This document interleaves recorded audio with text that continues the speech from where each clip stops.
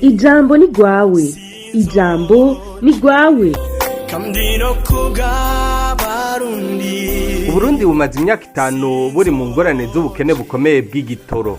Igihugu cose ubuzima bw'abanyagihugu bwa buri munsi n'ibisata byose birahungabana kubera ubwo bukene.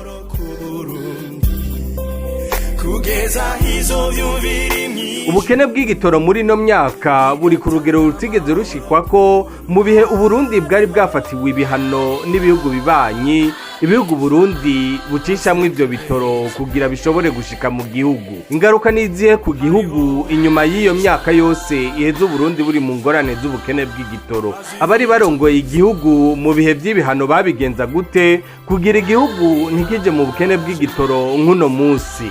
Muri kino gihe vyankirahe? Abatumire ikiganiro ijambo ni rwawe cyo kuri w'Imana igenkezo rya 8 ntwarane ni Inosa Muhozi.